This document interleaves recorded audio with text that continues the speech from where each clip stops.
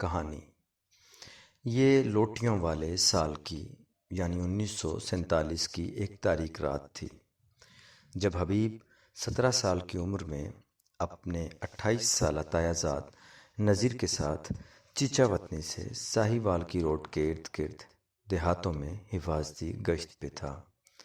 اس کے پاس ایک بڑا یک دھاری چھرا تھا جبکہ نذیر گھوڑے اور ایک پستول سے لیس تھا۔ اس وقت تک علم نہ ہو پایا تھا کہ یہ علاقہ پاکستان بنے گا یا نہیں، لیکن لوٹ مار کے واقعات شروع تھے۔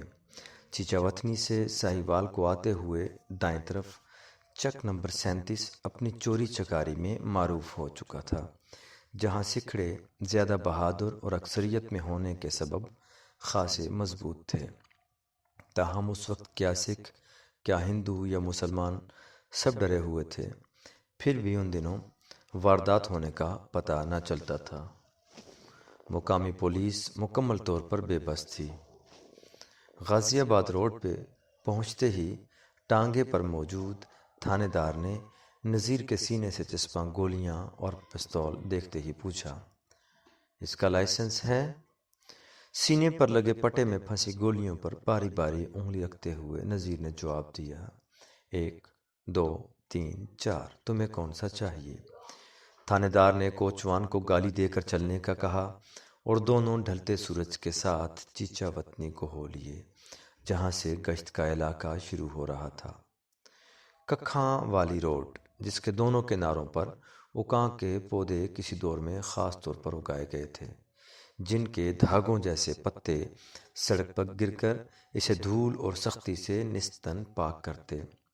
یہ سڑک ملکہ وکٹوریہ کی برصغیر آمد کے موقع پر تعمیر کی گئی تھی، جس پر اس نے ملتان سے دلی سفر کرنا تھا۔ دونوں نے رات ڈھلے اسے عبور کیا اور 37 چک کے نواحات میں وہ آدھی رات کو پہنچے۔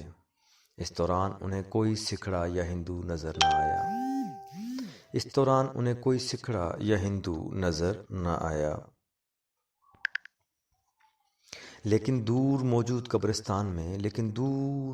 قبرستان میں ایک ٹمٹماتا دیا ان کی توجہ کھینچنے لگا، جو اس اندھیری رات اور رات کے اس پہر میں بہت واضح اور ناقابل یقین تھا۔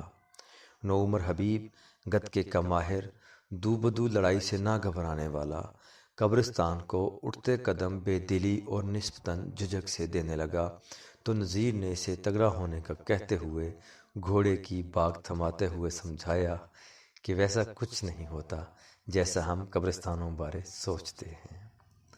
لمحہ بلمحہ قبرستان قریب آتا گیا اور روشنی اپنی جگہ سے نہ ہلی۔ درمیان میں کبھی کبھار کوئی جھاڑی یا تنا آتا تو وقتی طور پر روشنی نظروں سے ہٹتی، لیکن دیا اپنی جگہ پر جمع رہا۔ نذیر نے سوچا اس وحشت ناک تنہائی اور اندھیرے میں قبرستان میں کہیں گھوڑا کوئی حرکت نہ کر دے، سو اس نے گھوڑے کو قبرستان سے باہر باندھا اور کندھے پر صافہ، ہاتھوں میں پستول تھامے حبیب کو پیچھے چلنے کا اشارہ کرنے لگا۔ کچھ قدموں کے بعد انہیں اس دیے کے گرد ہلکے پھلکے حرکت کرتے جسم کی موجودگی کا احساس ہوا۔ نیلے خوف کی ایک آسمانی بجلی کے جیسی بے ترتیب لہر حبیب کے ناک اور ناف پر رینگ گئی، مگر نذیر نے اپنے قدم مزید محتاط کیے اور حرکت جسم کی پچھلی طرف سے باریک باریک قدم اٹھاتا ہوا قریب ہونے لگا۔ کچھ نزدیک پہنچنے پر ان دونوں کو محسوس ہوا کہ وہ ایک برہنہ انسانی جسم کی پشت کی طرف ہیں۔ یہ جسم اندھیرا ہونے کے باوجود اپنا الگ کالا رنگ رکھتا تھا، نہایت صحت مند اور گٹھی ہوئی پشت پسینے اور سر کے لمبے کالے بالوں سے لت پت تھی۔ رات کے اس پہر ننگے جسم پر کھلے کالے بال دیکھنا حبیب کے لیے ناقابل یقین حد تک خوفزدہ کر دینے کا منظر تھا، مگر نذیر کا حوصلہ کافی تھا۔ دھیرے دھیرے نزدیک پہنچنے پر مزید منظر کھلا۔ یہ ایک تازہ قبر تھی جس کا مردہ بالکل تازہ حالت میں باہر پڑا تھا، جس کے سر کے پاس دیا دھرا تھا۔ یہ عورت مردے کو ٹیک کے سہارے بٹھا کر اس پر سوار تھی اور آٹا گوندنے جیسی حرکت میں مشغول تھی۔ دونوں اس کی پشت پر موجود دیکھ رہے تھے کہ عورت اس مرد پر سواری کے ساتھ ساتھ ایک گڈے کو مردے کے سینے پر رکھے ہوئے تھی۔ مردے کو سرما ڈالنے کے بعد گڈے کو سرما ڈالا، اور پھر گڈے کے سر میں تیل لگانے کے بعد مردے کے سر میں تیل لگانے لگی۔ مکمل برہنہ عورت دونوں کے لیے کسی پہیلی سے کم نہ تھی۔ انجانے اندھیرے سے جانت کے صحن میں داخل ہوتے ہی حبیب کے دل سے بھوت پریت کا خوف چلا گیا، اور حیرت پراجمان ہو گئی کہ جہاں دو مرد خوف زدگی میں بمشکل پہنچے، وہاں ایک عورت کو اندھیری رات میں کون سا جذبہ لے کر آیا۔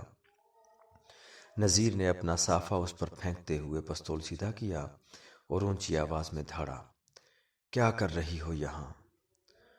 اس عورت نے دو زندوں کے خوف سے مردے کو اپنی امان طلب لپیٹ میں لیا، خوف کے مارے صافہ خود پر اوڑھا اور بتایا، ماں بننے کا ٹوٹکا آزما رہی ہوں۔ کہانی از سعید سادھو۔